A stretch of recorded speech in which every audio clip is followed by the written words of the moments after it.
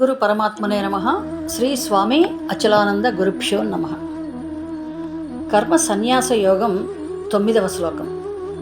ప్రలపన్ విసృజన్ గృహ్ణన్ ఉన్మిషన్ నిమిషన్ అపి ఇంద్రియాణి ఇంద్రియార్థేషు వర్తంత ఇతి ధారయన్.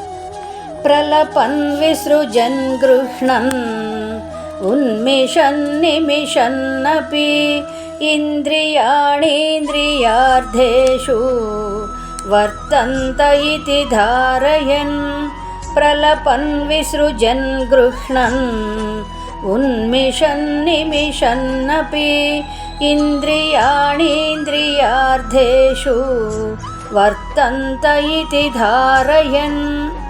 10వ శ్లోకం.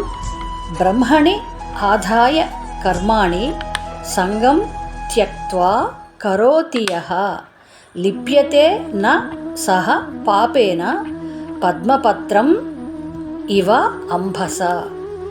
బ్రహ్మణ్యాదాయ కర్మాణి సంగం త్యక్త్వా కరోతి యః లిప్యతే న స పాపేన పద్మపత్రమివాంభస.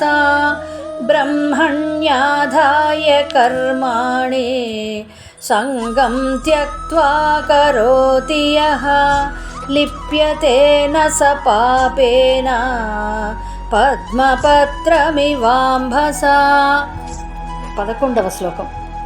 కాయేన మనసా బుద్ధ్యా కేవలైః ఇంద్రియైః అపి యోగినః కర్మ కుర్వంతి సంగం త్యక్త్వా ఆత్మశుద్ధయే.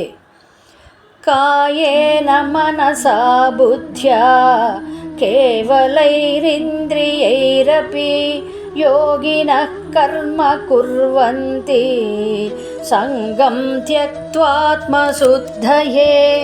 కాయేన మనసా బుద్ధ్యా కేవలైరింద్రియైరపి యోగినః కర్మ కుర్వంతి సంగం త్యక్త్వాత్మశుద్ధయే. 12వ శ్లోకం. యుక్తః కర్మఫలం త్యక్త్వా శాంతిః ఆప్నోతి నైష్ఠికీం. అయుక్తః కామకారేణ ఫలే సక్తః నిబధ్యతే. యుక్తః కర్మఫలం త్యక్త్వా శాంతిం ఆప్నోతి నైష్ఠికీం. అయుక్తః కామకారేణ ఫలే సక్తః నిబధ్యతే. యుక్తః కర్మఫలం త్యక్త్వా శాంతిమాప్నోతి నైష్ఠికీం. అయుక్తః కామకారేణ ఫలే సక్తో నిబధ్యతే. యుక్తః కర్మఫలం త్యక్త్వా శాంతిమాప్నోతి నైష్ఠికీం.